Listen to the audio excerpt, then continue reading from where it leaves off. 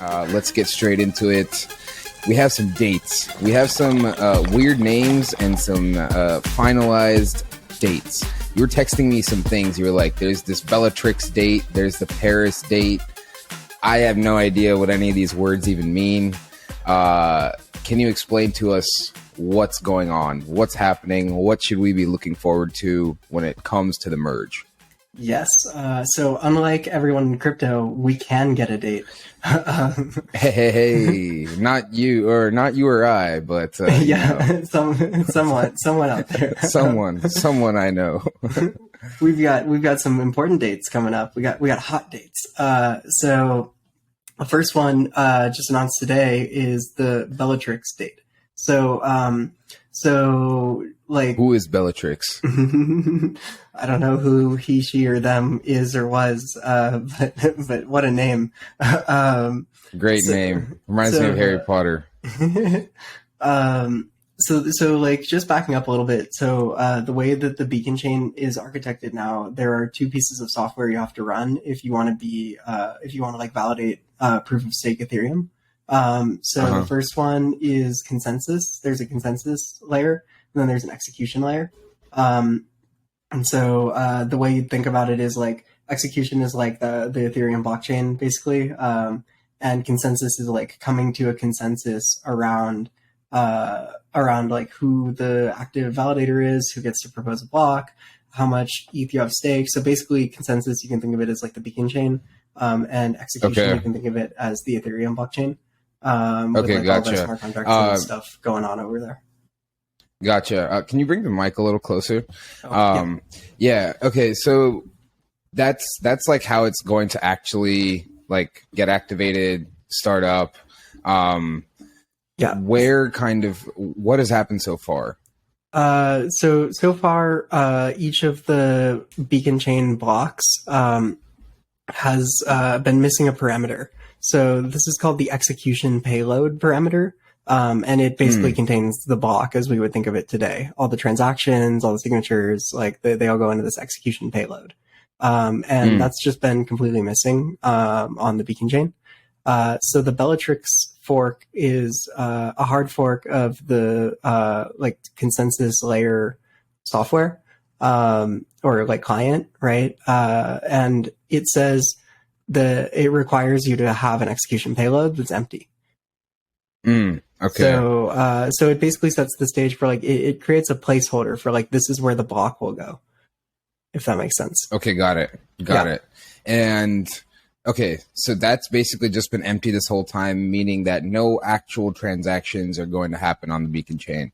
Like you can maybe move your ETH over and stake it, but you can't actually execute any transactions. You can't, start sending ETH back and forth. You can't put it into contracts. You can't deploy new contracts. Right. Okay. Yeah. So there's a blockchain to control for like all of that validator metadata and logic around like how much do you have staked and like when did you enter the stake and like how much uptime do you have and like whose turn is it to make a block and the consensus as to like the state of the blockchain all happens over there. And then it's been missing, just completely missing this portion called the execution payload portion. And what Bellatrix does is it tells the validators to start including an empty execution payload. Okay, got it. Yeah, and so you can think of it as just like an empty list, like in Python with like two brackets. Okay. So that happened September 8th. That was the date that got announced by the Ethereum Foundation today.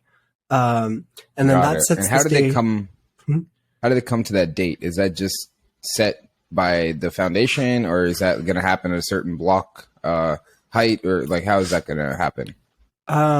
It's the same way any other Ethereum hard fork works. So I believe it is block height. And basically the idea is they needed to wait until right around now to get some idea for like what the difficulty is going to be over the next couple of weeks. So that they know like roughly when basically you need Bellatrix to fire before you can actually move to proof of stake. And so you need to know, you need to have some idea roughly for when proof of stake, like the merge itself, is going to happen in order to like back out like when you're allowed to execute the Bellatrix hard fork. Okay, I see. And it's worth noting that like every testnet before mainnet has gone through this fork. They all start out with like the same setup where like you don't have any execution payload space at all, and then they all undergo this Bellatrix fork, which tells it to start making empty execution payloads. Okay, got it. So it is another hard fork, but prior to the merge. Yep. So this is the last one prior to the merge. Yeah. Okay, got it. And then we have like another fork, which is called the Paris fork. And and the Paris fork is what we would think of as the actual start of proof of stake Ethereum. So the Paris fork is the merge. And like unlike most other forks, it doesn't go off of block number or date time. It goes off of total terminal difficulty. And so it will execute like automatically. And it does a couple of things. It tells the validators to stop listening to the proof of work chain, and it tells them to start making blocks on the new chain and submitting execution payloads that are not empty. Okay, got it. So that like last piece that you mentioned, the execution payload not being empty, that's going to be enabled by the previous fork, right? So the the fork right before, right, with Bellatrix on September 8th, that's going to allow these blocks to actually be full. And then when the Paris fork happens, all like basically new blocks will start being made on the proof of stake chain, and they will be like the blocks will be full like with transactions, right? Is that like kind of how it's gonna look like? So prior to Bellatrix, if you think about it as a kitchen table, or like a dining room table, prior to Bellatrix, like you have like the silverware, the glasses, the glassware, the centerpiece, whatever, the table mat, but you don't have any plates, so there's nowhere for the food to go. Bellatrix puts out empty plates, and it says start including empty execution payloads. And then Paris is going to put the food on the plate. Okay, got it. Which is including transactions in these execution payloads. Yep. Okay, cool. So that we have a date now for sure, like the 14th, 15th September, something around that, because it's still actually the total terminal difficulty, right? So we can't know for sure. Yeah, you gotta love that, right? It's like when do you think we will know for sure? I think Ethereum recalibrates difficulty pretty frequently, so it's going to be like a few blocks out is like when we'll like it depends on what level of fuzziness you're looking for. But as we get closer and closer, like the window closes a little bit. Right now, the prediction according to whenmerge.com is actually September 13th. And it's at like interesting around 2 p.m. UTC, which, if I did the math correctly, puts it at sometime Wednesday or sometime that morning of Tuesday the 13th. Okay, interesting. Yeah, so it's moved a little bit forward relative to like a couple of weeks ago. We thought it was going to be the 14th, 15th. So that impacts our plan for when to have this party. Yes, the merge party, the most hyped party of 2022.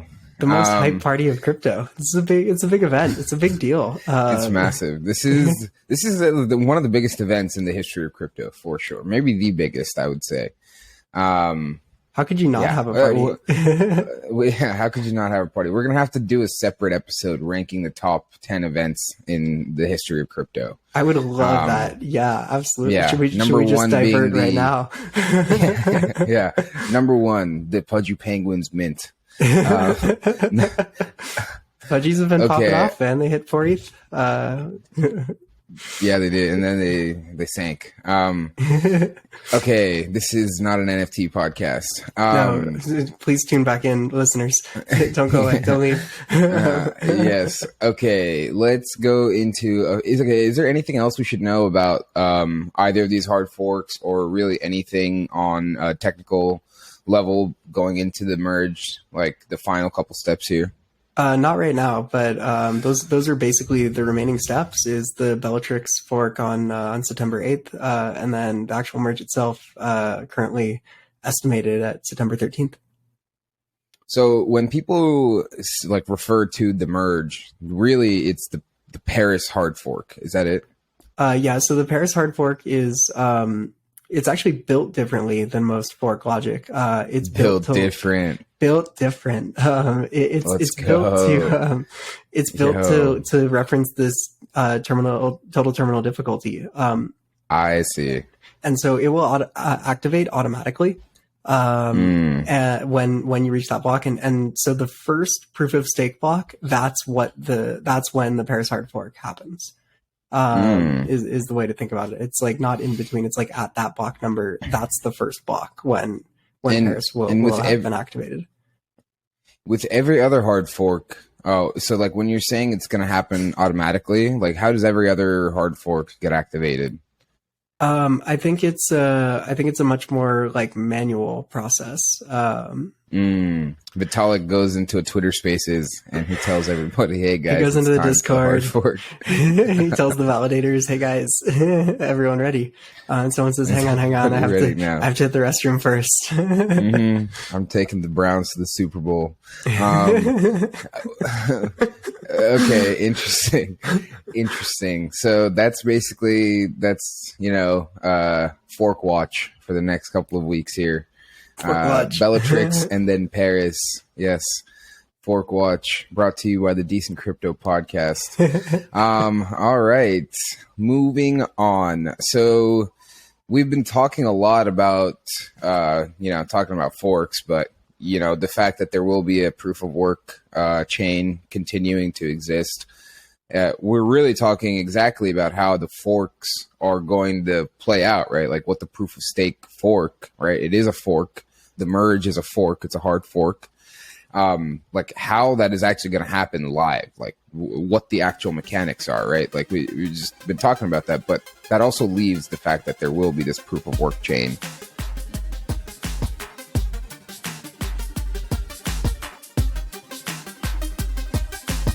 None of this was financial advice, legal advice, investment advice, or any other kind of advice. If you're looking for advice, you are definitely in the wrong place. Until next time, stay decent.